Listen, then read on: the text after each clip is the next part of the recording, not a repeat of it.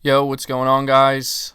Hopefully everybody can hear me okay. I believe we are live right now. Always seems to be some kind of technical issue happening at the last second. That causes stress.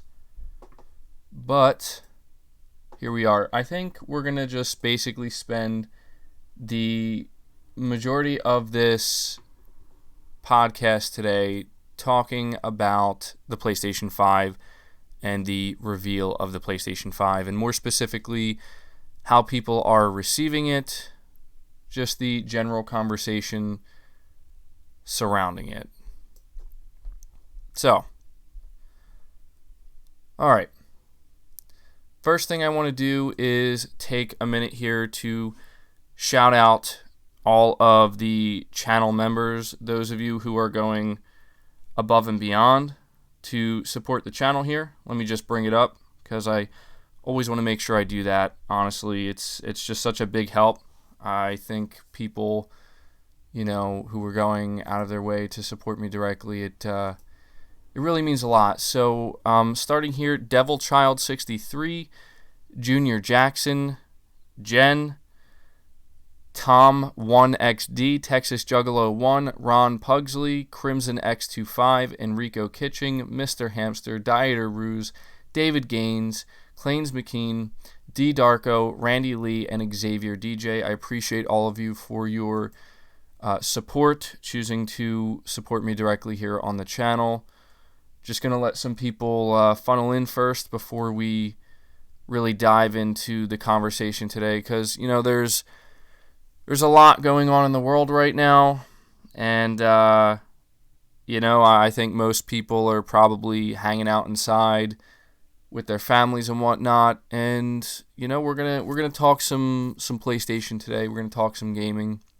So for those of you who are in here, if you could do me a big favor, be sure to hit the like button. It really helps the stream out a lot. And yeah, obviously the big news that came out today was Sony revealing the the PlayStation 5 specs officially, and there's a lot to unpack here. Hello to everybody who's just joining. I can't say hi to each one of you, but I see somebody's asking me if I played Neo 2. No, I have not played Neo 2 yet. I actually decided to skip it for now. I might play it in the future. There's just a lot going on right now, and to be completely honest, I have not had as much time to game as I would like. So, yeah. But Neo 2, I've been hearing really good things about it. It seems like a lot of people who are playing it, who are into it, are praising it. I think it got critical praise. I think it's selling pretty well on top of that, so that's good. I don't know when I'm going to get around to playing it, honestly. I mean, going into April, there's so many games. There's Resident Evil 3. There's Final Fantasy 7 Remake. I do want to play that game, Predator Hunting Grounds. And then we have The Last of Us and then Ghost of Tsushima. So, yeah. But the main topic, well, there's a couple of main topics I want to discuss today. But I think the first one is about the specifications of the PlayStation 5 being officially revealed. I really do think that there's a lot of negative conversation, honestly, surrounding this, and that's basically, am I okay? I am tired. I am really tired, actually, so I apologize if I don't sound as enthusiastic in today's video. As I said, there's just been a lot going on, and I want to just kind of continue to talk here about, not what's going on in the world, but really just focus on gaming, because I feel like, not only do I need that, but I think a lot of people really need that right now, because there's a lot going on, right? But the interesting thing that has come out of the PlayStation 5 spec reveal, this deep dive that Mark Cerny did, is I think there's two interesting things. The first is that I think way more people ended up showing up to this than I don't want to say than I expected, because I don't know what I expected and I don't know what Sony expected, but I mean, if you look at that video, it's sitting over 10 million views, and I have to imagine that Sony was maybe not anticipating that amount of people to actually show up to a deep dive spec reveal that was meant for the developers. It was meant for GDC. And so we see a situation where that surprises me, but what also surprises me is that a lot of people are seemingly acting as if they're not happy with the PlayStation 5. And yeah, I see Mr. Hamster, you're saying, did the fanboys bother you too much? A little bit. I'm not going to lie, like the harassment has been a little bit much, and it really does kind of wear you down because, all I'm doing out here is just trying to voice my opinion, but I guess in doing so, I mean, anybody should realize that if you're going to voice your opinion, there's going to be a lot of pushback from a lot of different people, and, live streaming that, I don't want to call it a reveal because it technically wasn't a reveal, but the specification reveal, yeah, that didn't, I mean, it went well in general, but geez, man, if you go look at that video, people were just coming down on me, man. So it's like, it is what it is. I guess that was just like an easy way for people to, to just kind of be negative towards me here. But, something that really surprises me is how negative people are being towards the PlayStation 5 and its spec reveal. And I guess I just don't understand this because I'm not going to lie to you, like, I didn't fully understand or fully grasp every single thing that Mark Cerny talked about because he's a very intelligent man, obviously, and he knows what he's talking about. And I'm not a developer, so a lot of what he was saying was really kind of lost on me. But what I did was I looked to other technically minded, technically sound people to kind of listen to their opinions, and the general consensus based off of everything I'm hearing from people who know what Mark Cerny was talking about is that, yeah, the PS5 is actually much more capable than I think a lot of people are fully, realizing right now. There's a lot of people who are being very negative. I see people really kind of trashing the PlayStation because Sony's main focus is on the SSD. But when you listen to what developers are saying, it sounds like this SSD really is a big deal, and that the main purpose of what Sony's trying to do here is remove bottlenecks from the PlayStation 5. And so because of that, there's a lot of developers who are extremely excited about this. They're coming out here and basically saying that what Sony's doing with the PS5 with the SSD, it's going to be able to it's going to be able to basically change how they're able to develop games fundamentally. Now, I've seen pushback on this as well.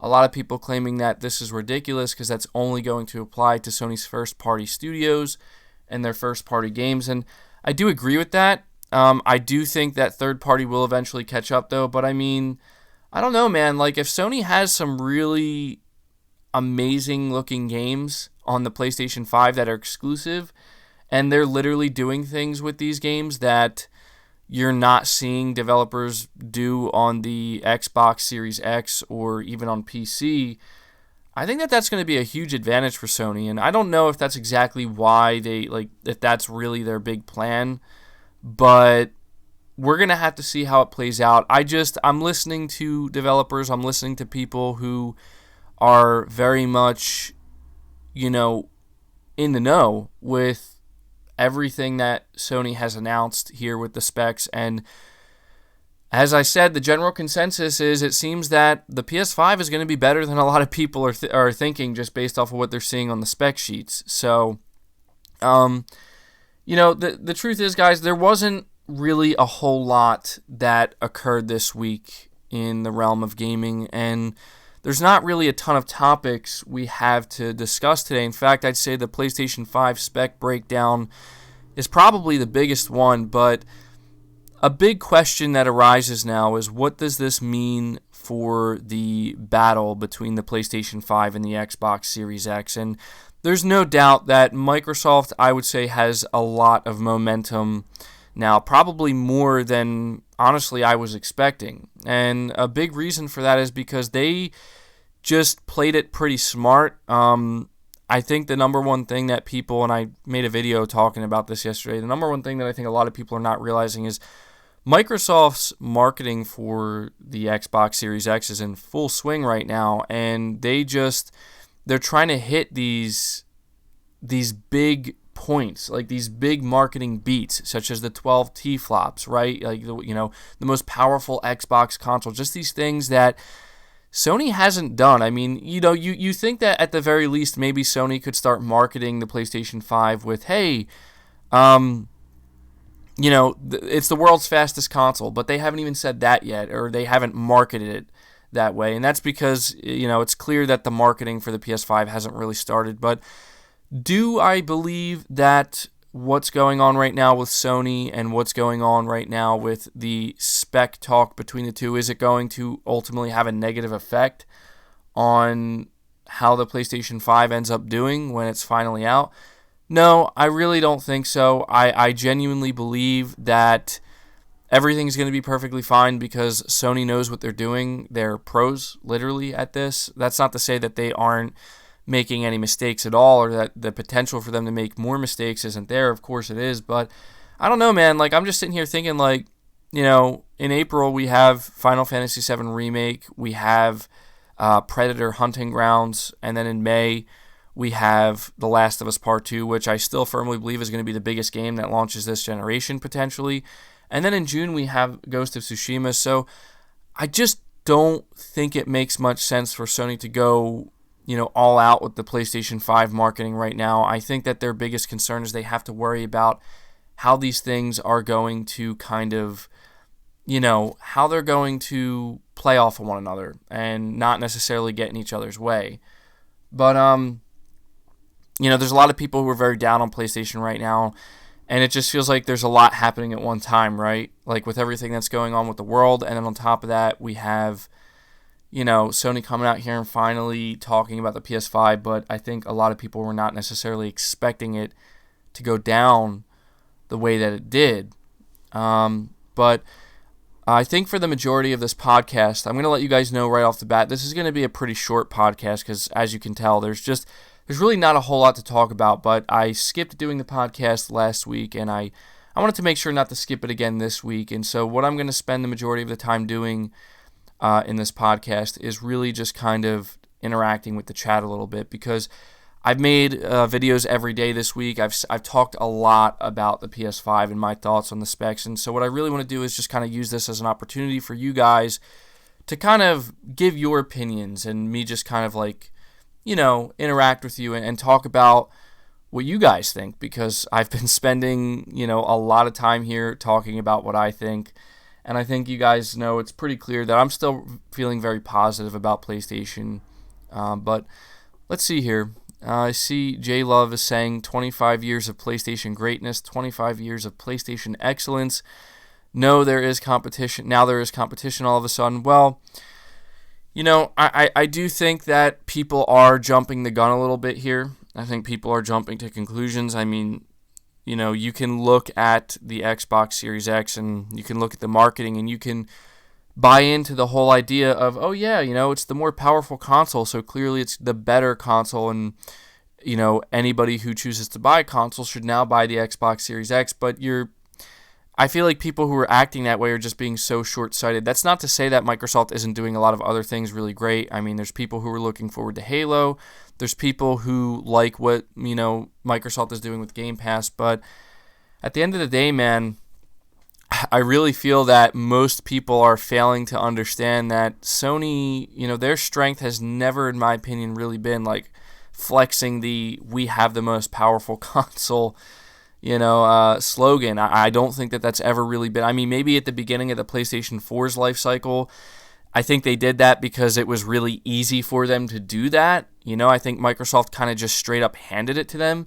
I mean, Sony found themselves in a position where they're releasing the PS4, and it's the more powerful console, and it's also the cheaper console. So I mean, Sony being able to flex that, yeah, they just made it really easy, and it worked out for them, and I'm sure it's going to work out for Microsoft as well. But again, I just don't think it's going to matter too much. True Witty, I appreciate that super chat, buddy. You're saying, look, MBG, people only listen to a teraflop number. And unfortunately, there's a lot of truth to what you're saying there, True Witty. A lot of people are really, and, I will admit, like, I did help create this problem. I'm not going to make it sound like I didn't, because I definitely did by constantly talking about T-flops. But the thing that a lot of people who are pushing back against me, the thing that they won't mention is that if you go back to any video I've made talking about the T-flop number, I've always made sure to emphasize the fact that it's not the be-all end-all. It's not really what matters most, and it's not really the deciding factor in what makes a console great. It just makes for entertaining conversation. And it still is, obviously. But yeah, the T-flops are not everything. Let me see here. Heath, you're saying if the PS5 is easier to develop for, then the game devs will love it and have true freedom to make great games. And yeah, I mean, I think that it's going to be easy for developers to bring their games over to both consoles. I have heard that apparently the PS5 has done a fantastic job in removing pretty much all bottlenecks, and there's pretty much going to be no bottlenecks, and because of that, developers are having the easiest time ever actually making games for this thing. And I do agree that we are going to see great things from that, right? Like, we could very well see situations, and I don't want to get ahead of myself either. I'm sitting here telling people not to jump to conclusions. I'm not jumping to conclusions.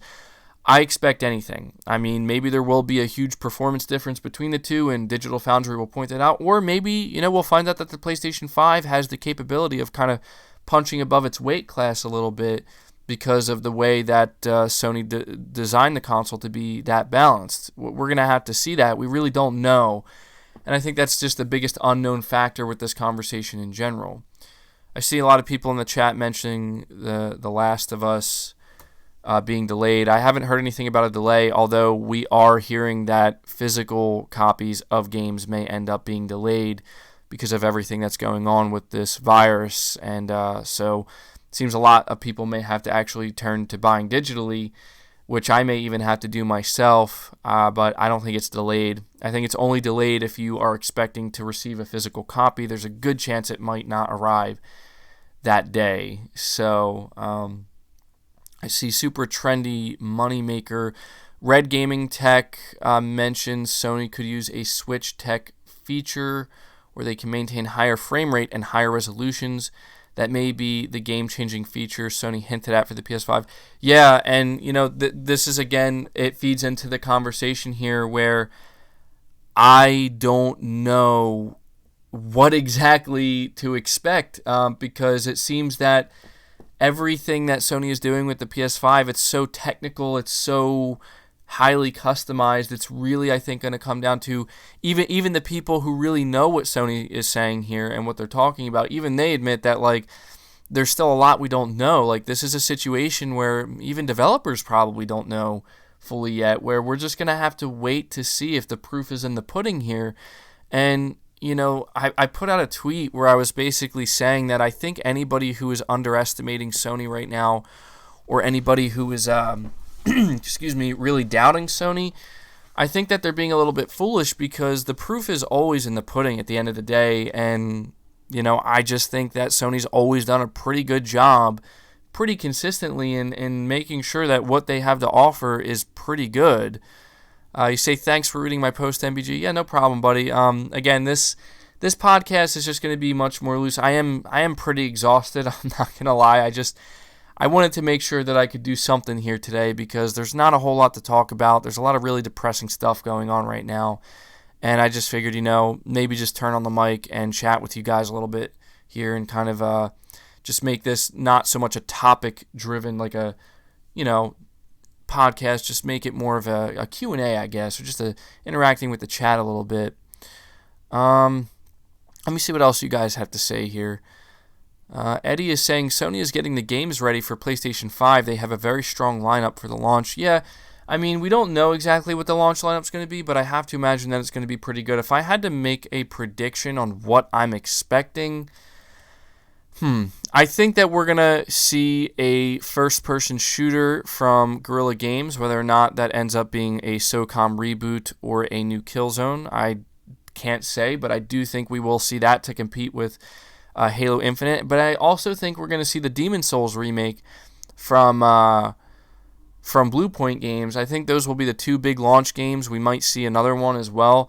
But I think the number one thing that Sony's really going to be pushing is teasing out games that are going to be coming out over the next year or two, the big hitters, right? Like, there was a new leak that came out, which I may make a separate video on this, talking about Spider-Man 2. And granted, it's not from any credible source, but it did say that apparently Sony is trying to have Spider-Man 2 ready to go by holiday 2021. This is something we have heard in the past from a pretty credible source. And what's interesting is they say that Sony's going to reveal this summer. And we know that Sony's probably going to be waiting to talk about the PS5 in a big way, potentially during the summer. So who knows? I think that Sony's going to rely pretty heavily on teasing out some of their bigger games that they have in the pipeline, such as the next God of War, the next Spider-Man, some new IP, maybe whatever Naughty Dog's working on next, maybe even the next Days Gone, obviously the next Horizon Zero Dawn, stuff like that. Kyle says, what if there is a PS5 Pro? Well, I don't know. I mean, the chances of Sony having a PS5 Pro that they're secretly hiding right now, don't bank on that. It's very, very, very, very unlikely. And I think that the reason why I'm saying this is because, as developers have been pointing out, some developers are pointing out that what Sony is doing should be considered revolutionary in the gaming console space rather than evolutionary. And there's a lot of people who push back and they're like, oh, that's just Sony developers damage controlling. But I don't know, man.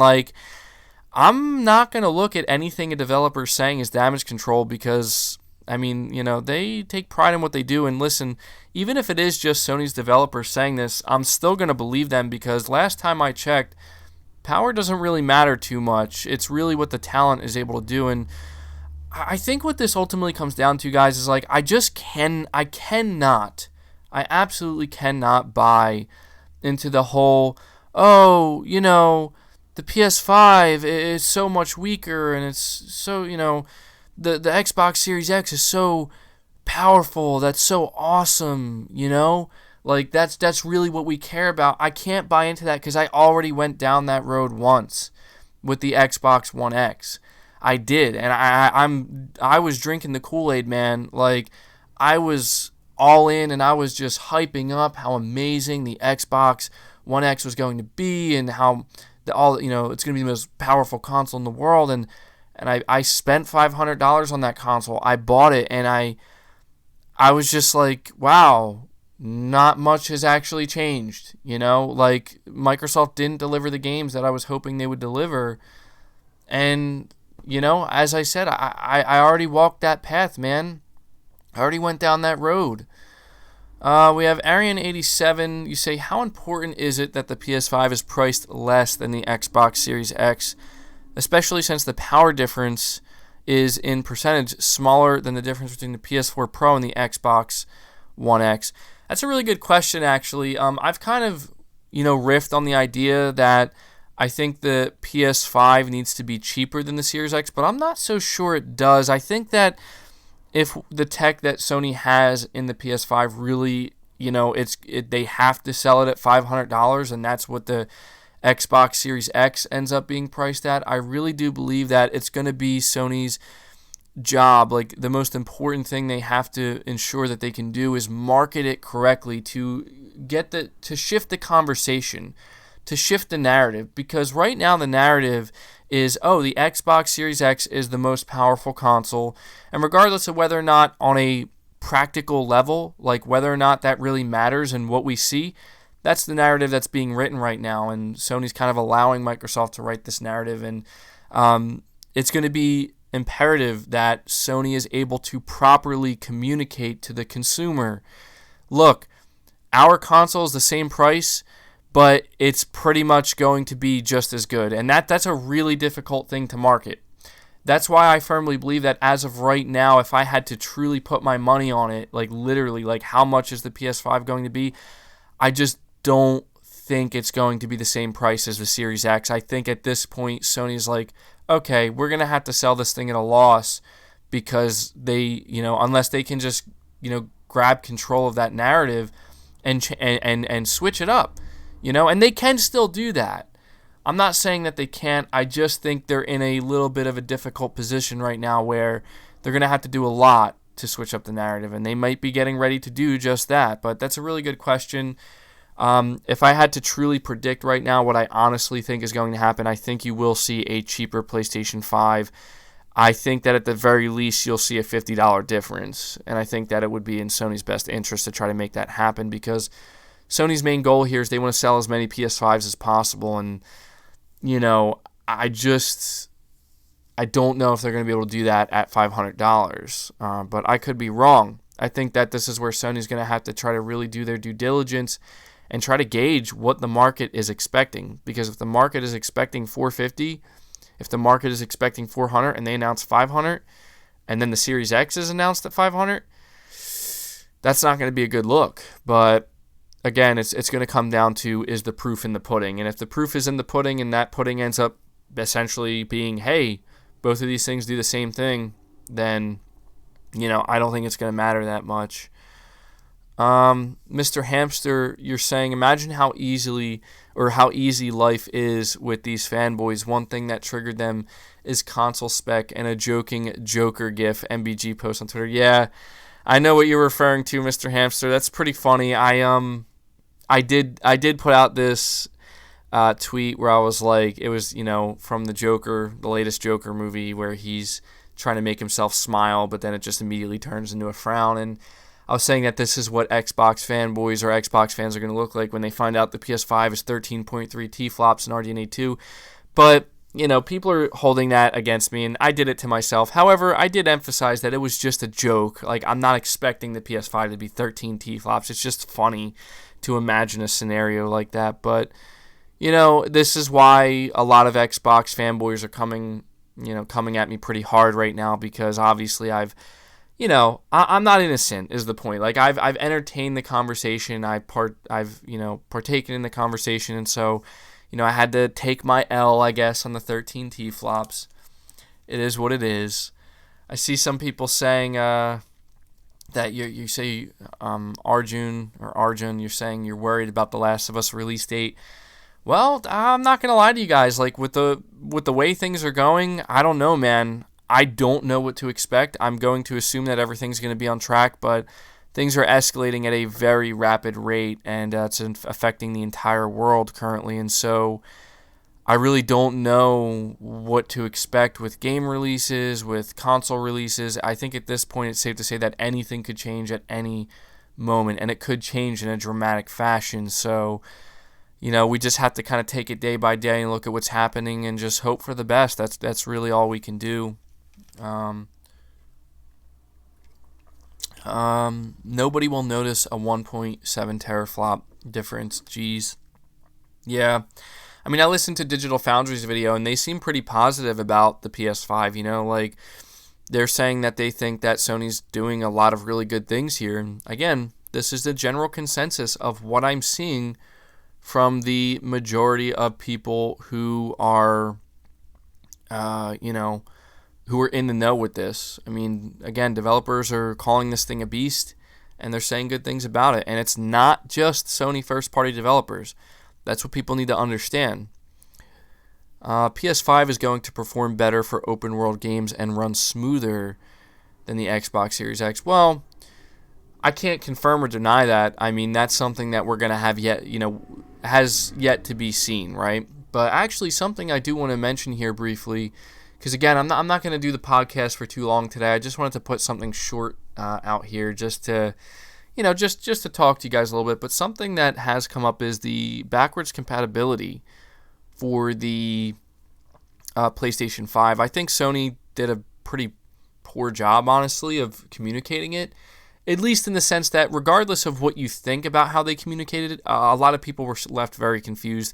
They had to come out here and kind of update it and let people know, look, like almost all 4,000 PS4 games will be backwards compatible. But the big question is, are they going to have PS3, PS2, and PS1 backwards compatibility? And frankly, I don't think they will, guys. I'm just being completely honest. I really don't think they're going to have that. And if they do, they're clearly saving it as a big reveal that they're going to save for the event. And then maybe Mark Cerny will talk about it. But I noticed that was a big thing that a lot of people were very disappointed about. But I wouldn't expect it. Keep your expectations low when it comes to that. So that way, if it does end up happening, you're going to be shocked. But it's unfortunate. I think Jason Schreier even said that, the developers he's talked to, and I think it's clear he has communication with a lot of people in the know, even they're saying that, like, no, they haven't heard anything about backwards compatibility. I mean, I'm personally okay with it. Like, I'm just being real. I'm not going to buy a PS5 to play PS3, PS2, and PS1 games. That's not to say that I wouldn't think it was awesome to have that feature. I'm just saying that that's not why I'm buying a new console. I mean, it's critical that they have PS4 backwards compatibility, but, anything beyond that, in my opinion, is just icing on top of the cake. And it's a great selling point that Microsoft has for sure, but I just don't know how big of a selling point it really is at the end of the day when it comes to people who are looking to upgrade to the next best thing. Link the Gamer, you say, I don't see the point to having it since you'll probably be able to buy them digitally just like the PS4. Yeah, I mean, I'm sure that Sony's going to have some type of solution, but it's probably going to be, heavily tied to PlayStation Now, if I'm being completely honest. And I think that people might not be happy with that, but, it's something. It's the solution that Sony's going to offer. So,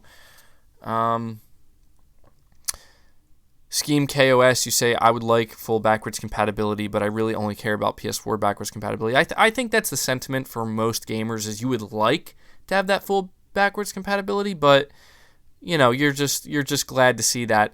Listen, I think a really important point that people are forgetting is you look at the PS4. I think people forget, like, the PS4 wasn't backwards compatible with the previous generation, and look at how well it did. I'm not saying that would justify the lack of backwards compatibility. I mean, on speaking business-wise, I could understand why Sony would maybe justify that, but I'm just saying people need to understand that, look, like, most people are not buying a new console to play, like, games that are 2 or 3 generations old. And now I'm not damage controlling that. That's just the reality. It is. So, Robert, you say Xbox SX having full back compat holds back the devs from making better next-gen games. I don't know about that. I mean, there could be some truth to that, but I feel like that's probably unlikely, honestly. I see YGN Light, you're saying when the PlayStation 5 comes out, not getting it till 2021. Well, at the rate things are going, guys, we nobody, I don't think anybody's going to possibly end up getting their console until 2021. I'm not saying that that's what I'm hoping for. I'm obviously not, but things are looking, things are changing day by day. First one is for test dummies. Imagine Infamous 2 on PS5. Yeah. Kyle, you're saying that's facts. The fact that the PS4 sold so many units already tells us that it's true. I mean, yeah. I mean, again, you can't deny the facts, people. Like, 108 million people bought the PS4 knowing that they couldn't play their old games on it. Now imagine what's going to happen with the PS5 when people know they can play their old games on it. I mean, believe it or not, PS5 having PS4 backwards compatibility is a big win, regardless of what anybody wants to say.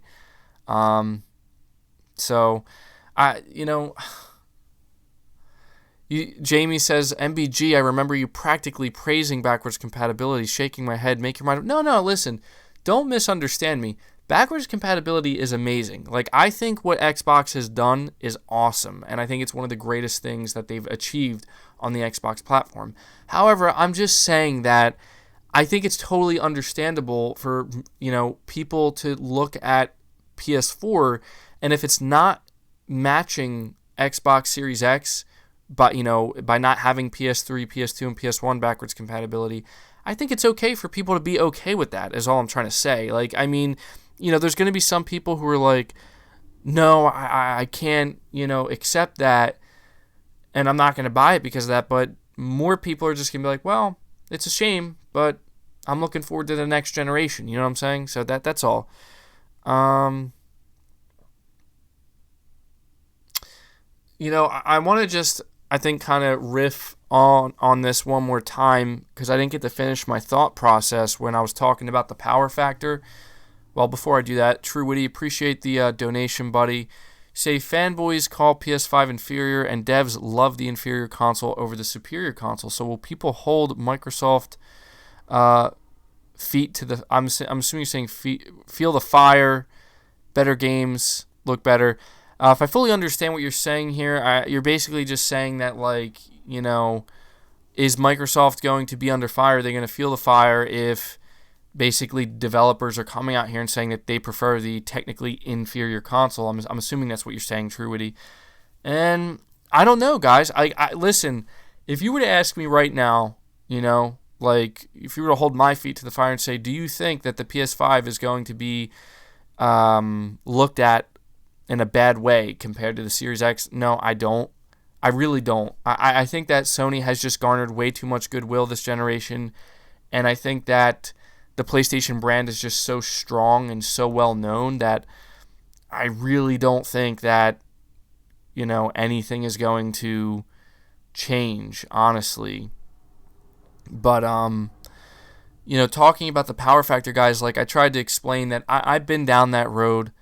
Like, listen, I was that person at one point where power mattered to me, or at least I thought it did, and I bought into it, and I bought into the hype, and, I bought the more powerful console with the Xbox One X, and I was highly disappointed with it, and I ended up buying a PlayStation 4 Pro and playing a lot of Sony's exclusives and realizing, like, holy shit, I just... I was missing out this whole time. Like, I was blinded. And my big hope, I'm just going to be completely honest right now. The only thing, and I'm just speaking for myself, this is just my opinion. I don't expect anybody to, fully agree with my opinion here because it's just my thoughts. But the only thing that Microsoft has announced since they started talking about next generation that has me excited is Hellblade 2. And that's it.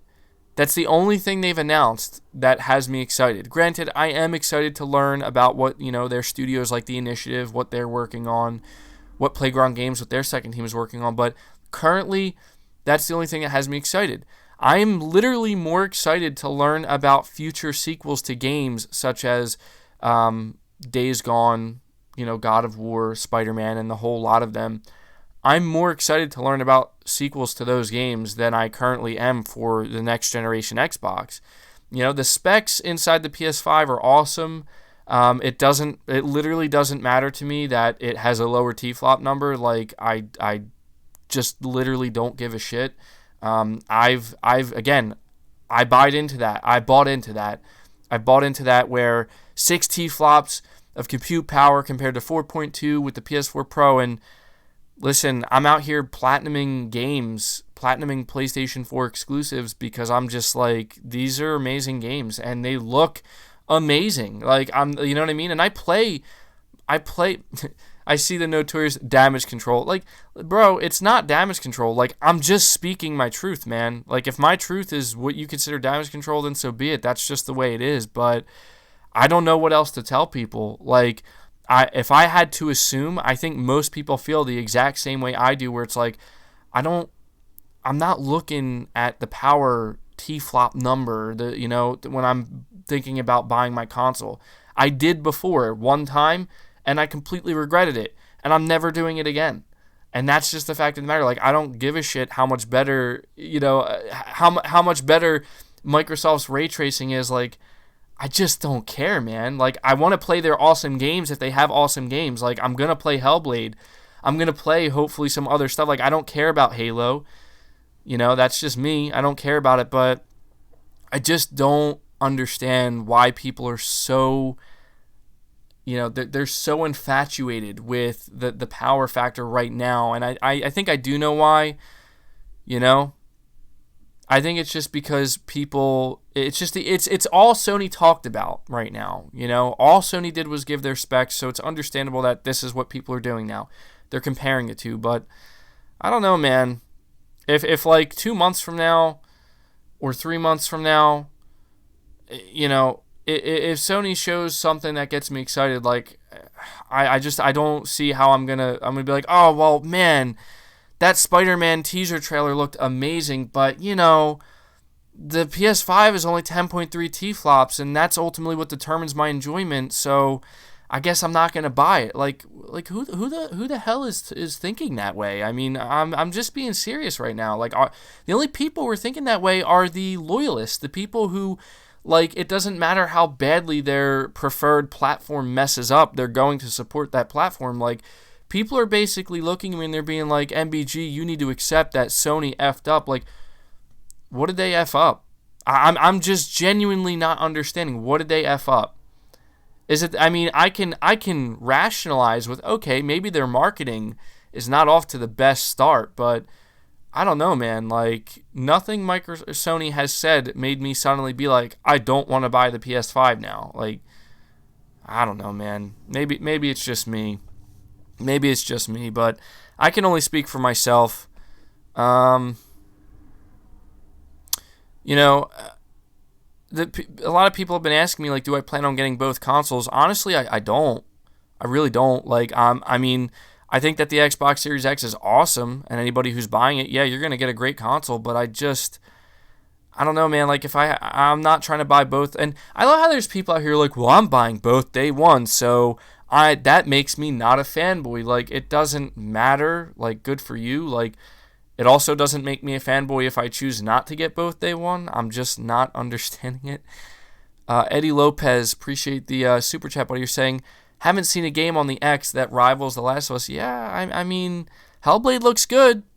It looks good, but I'm still way more excited for The Last of Us than I am Hellblade 2. And I'm pretty excited for Hellblade 2, so that should tell you just how excited I am for The Last of Us. I don't know, man. Like, that's just how I am. Like, I've been down that road, and that's all I can really say. And if people want to call that damage control, then fine, call it damage control, but it's not going to sway my opinion. It's not going to change what I plan on doing at the end of the day. Like, if Sony comes out and they show games and their games look no different, like if their games don't look good, then I'll call that out. If Sony, shows the console and they're showing games alongside of it and they're just not exciting, then I'll keep it real. I'll be like, wow, that's not what I was expecting. But I just have a hard time believing that. Like, listen, like, if we see a Demon's Souls remake, I'm sold, man. Like, day one, I want to play a Demon's Souls remake. I know that that's not like the epitome of next gen, but I've never played Demon's Souls. And I'm not a Halo guy, so it's like, I'm going to choose that over Halo, man. Like, if there's a new Killzone, I'm going to be willing to maybe try that out, I'm going to be willing to maybe try out a SOCOM reboot. Actually sounds awesome to me.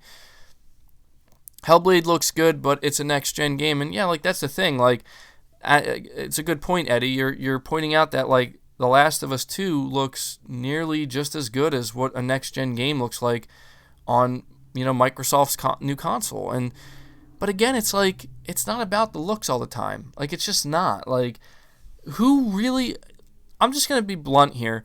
Anybody who thinks that games are going to look like shit on the PS5, you're in for a rude awakening. You really are. I'm not saying they're going to look as good as what maybe some games look like on the Series X, because I don't know. I can't say anything. The only thing I can say definitively is if you really believe that games are going to look bad running on the PS5, I think you're making a big mistake. I think you're jumping the gun big time. Ekim Onram, hopefully I'm saying your name correctly. Apologize if I butchered your name.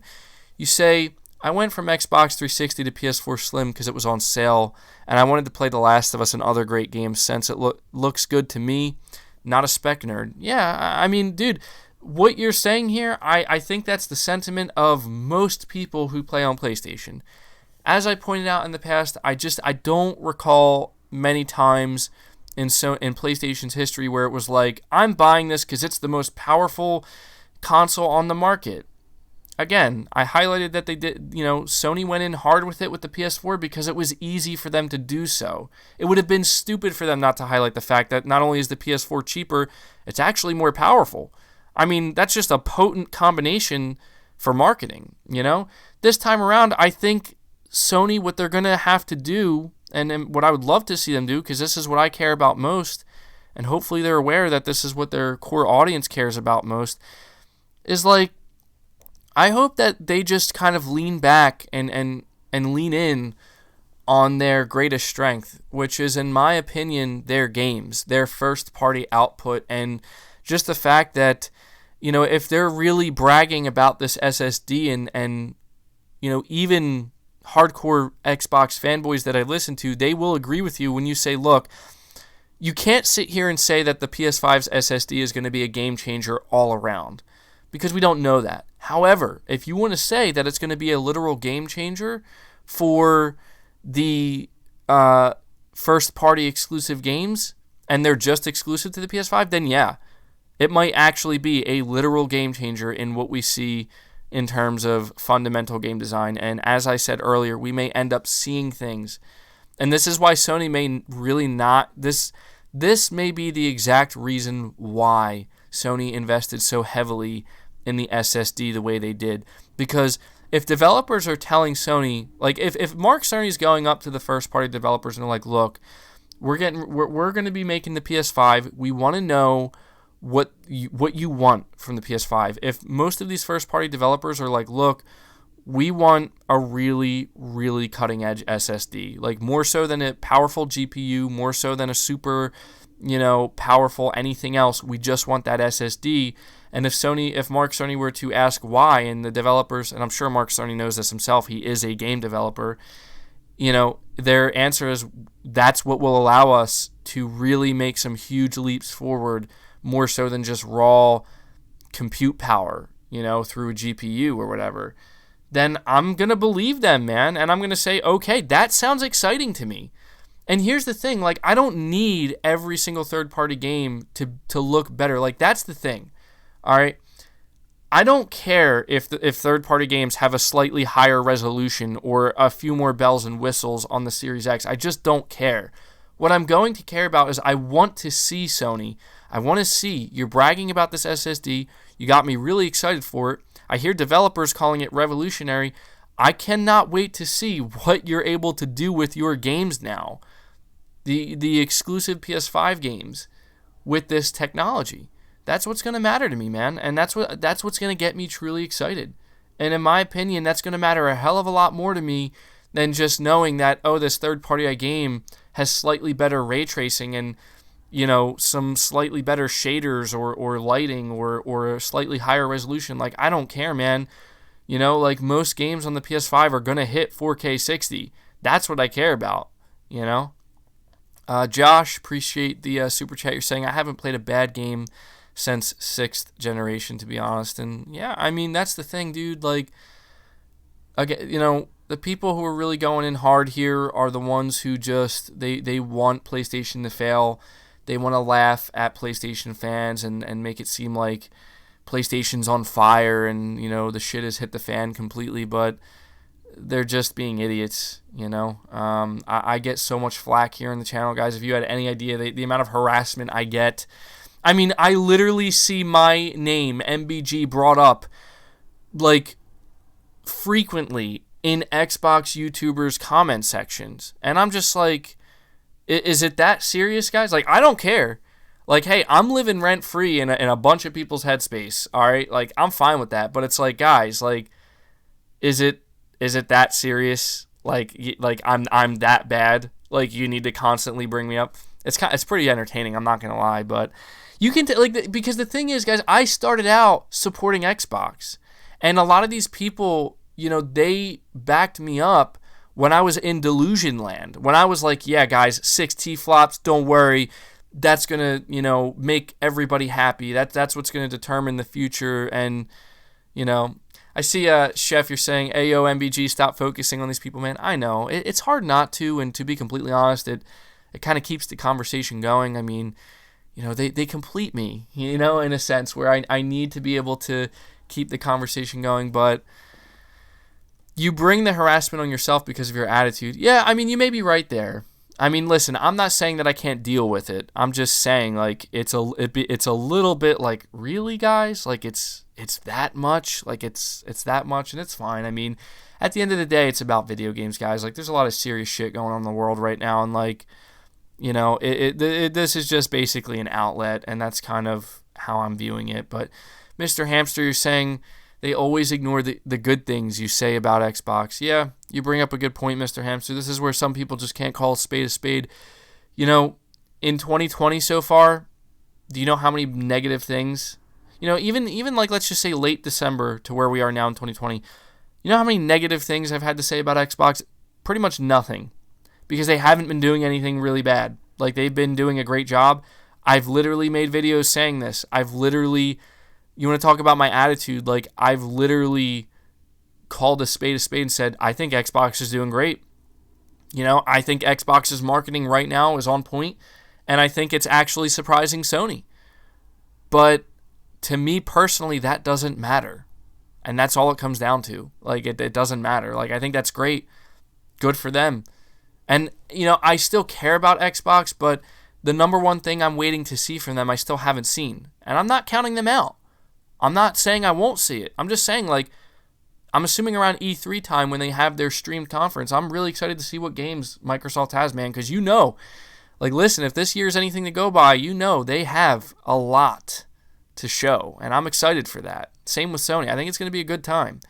True Witty, you say rent-free is good in these times. I just want games. Yeah, man. The things that are going on in the economy right now, I mean, it's scary, man. It's scary. And as a gamer, I sit here and I have to wonder, how is this going to impact the the gaming industry as a whole? I think there was one analyst who was saying that they think that gaming's going to come out even stronger because of this, but we'll see. Fair play to you. I started watching you again when you took the L. Well, that's the thing, is, like, I'm trying to be fair. Like, again, I'm not trying to say I'm completely innocent. Like, I partook in the conversation. You know, and when things didn't work out in a lot of ways where I entertained the notion of the PS5 being more powerful, being 13 T-flops, I understand that a lot of people are looking at me as, like, the guy who spearheaded this, and that's fine, and that's where I will take the L. Like, okay, that's fair. You know, you want to say, oh, you know, haha, MBG, look at that. Guess it didn't work out the way you thought. That's cool. Like, you know, that's fair. I totally understand that, but, I mean, you know, there's a difference between that and people coming out and being like, yeah, you better forsake PlayStation now and run away and admit that they're on fire. And I'm like, in a bad way, like they're burning down. And I'm just like, oh, okay, I don't, you know, I'm not really feeling good about doing that because I don't see it that way at all. But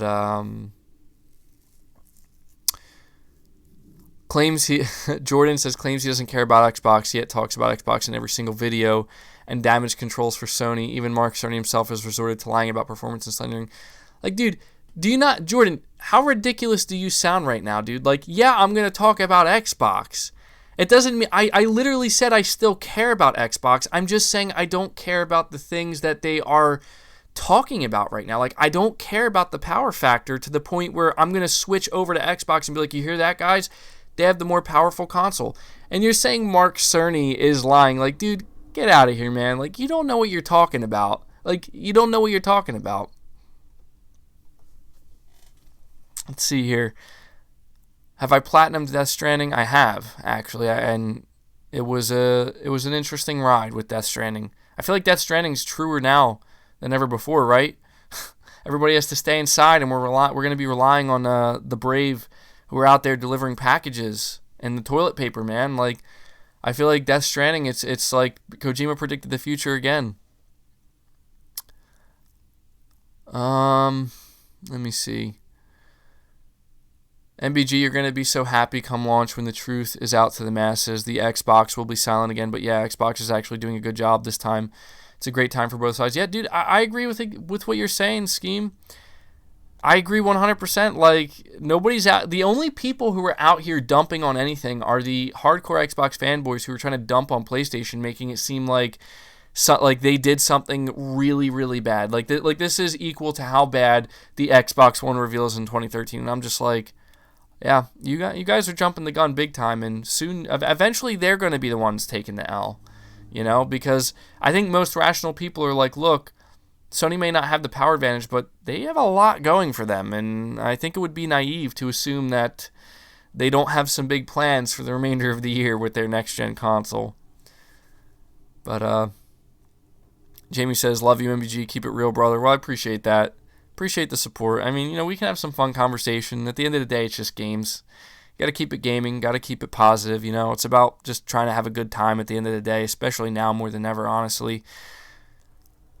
Although Mark Cerny explained how a PS5 teraflop is far more powerful than a PS4 Pro teraflop for those willing to simply listen. Yeah, that's the thing, man. Like, the problem is, like, people are failing to understand just how much more powerful the PS5 is compared to current consoles this generation. Not just the PS4 Pro, but also the Xbox One X.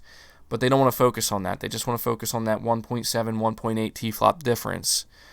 Tempest 3D audio is the future. Audio tech is the future, yeah. Yeah, dude. I mean, there's a lot of things that Sony clearly put a lot of emphasis on that people... I think it's all about the marketing, guys. Like, a lot of the things that Mark Cerny talked about are actually amazing. It's just Sony has not yet revealed to the mass market why it's amazing. And so it's up to the PlayStation community now to do a lot of that heavy lifting temporarily while Sony's getting their marketing plans in place to explain to people, look, like, there's a lot of things Sony are doing that are actually really awesome if you paid attention to what they said. And even I don't fully understand everything Mark Cerny explained. So even I'm relying to a certain extent on that Sony marketing to simplify everything and convey the most important messages that you need to convey so that people understand. Make it easy to digest. That's the one thing that Microsoft has done really well.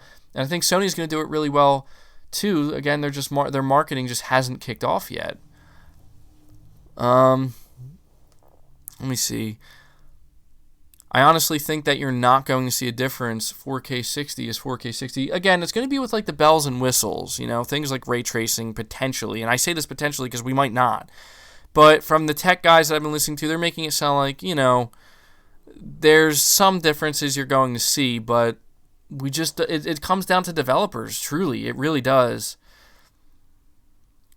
Sony's secret, you're saying MBG, Sony's secret is Infinity Architecture. Look it up. Maybe I will look that up.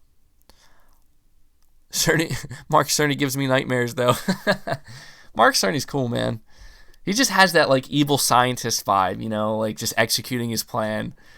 Durand, you're saying the corporate shakeup at Sony is getting worrying. Yeah, that's the thing that I haven't talked about yet, and I'm glad you brought that up, where I'm not going to lie to you, like, it is a little bit concerning to see all the corporate shakeup that happened in 2019 and how apparently there's a power struggle and everything's trying to be more streamlined. But there's no doubt that Sony, whether or not you see anything they've done so far as a mistake, I understand if you don't see it as a mistake, but you have to admit that they misjudged it.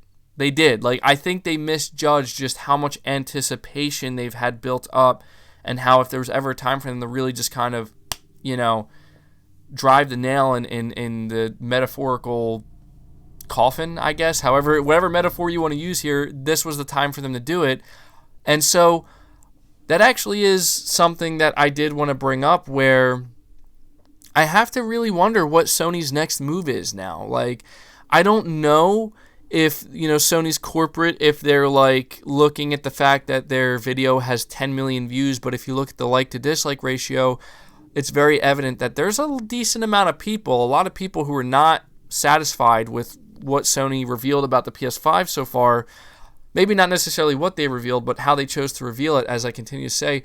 I really have to wonder what Sony's next move is, right? Like, are they just going to basically ride this out and then start kind of hyping up the marketing for Final Fantasy VII, and then the month after that, the marketing for The Last of Us Part 2, and then after that, Ghost of Tsushima, and then talk about the PS5 in July, which is a long time from now? Do they have some big event planned for next month or July? I mean, like, I don't know what's coming next. What I do know is that between now and the time this console is meant to launch, there's going to be some big stuff going on from Sony and Microsoft. That's what I know for a fact. And I guess I'm just sitting here wondering, when is it going to happen? Believe it or not, we're still in kind of the same position we were before we knew the specs, where, the big question is, when is Sony going to reveal the PS5? And it's become clear that this deep dive conversation with Mark Cerny, this was not a reveal. This was a GDC developer tech talk, explaining the architecture of the PS5. It's not the reveal. So I have to wonder, when is the big reveal going to happen? When's it going to happen? I'm excited to find out. I hope it's not too long, but there's no doubt that both Sony and Microsoft's plans may end up changing dramatically based off of everything that's going on in the world right now. I mean, the truth is, with the way things are going, economically speaking, launching expensive new consoles at the end of 2020 may actually be the worst possible thing to do. And so it might actually be in Microsoft and Sony's best interest to maybe delay it. Even if they don't run into manufacturing problems, how many people are going to be ready to buy these consoles with the way the economy is currently going? So I don't know, guys. There's a lot of, I don't mean to be the black cloud here, but these are just realities that we do have to consider. But there's the future is untold. We don't know what the future holds. So yeah, but I think that's going to do it for this podcast, guys. I told you I was going to keep it short. I am feeling pretty tired. I think I'm just going to try to chill for the rest of the day. And, I'm hoping that going into the rest of this week, we get some exciting news, and hopefully the world news. Hopefully things in the world actually start to improve and don't get any worse. But, everybody stay safe out there. Don't go into, tightly packed public crowded spaces. Keep your distance. Do everything you can do to be as safe as you possibly can. Just stay inside, play some video games, watch my videos, stuff like that. Watch other videos. Just be smart. But yeah, I'm really hoping that going into this week we have some exciting things to talk about. And if not, I'll try to find a way to keep the conversation going as usual. And I'm hoping all you guys will show up and continue to support the content that I create. I really appreciate it, guys. Mr. Hamster, you say you need a nap, MBG. Yeah, I do. I think I need more coffee, honestly. I don't think I had enough coffee today. So, yeah, but that's going to do it, guys. Appreciate everybody who donated in the Super Chat. Appreciate all of you who are members, and I appreciate everybody who just takes the time to show up and listen to me talk here. So, hopefully we'll have some good content to talk about and go over in the coming week. But until then, guys, take care. I'll see you guys.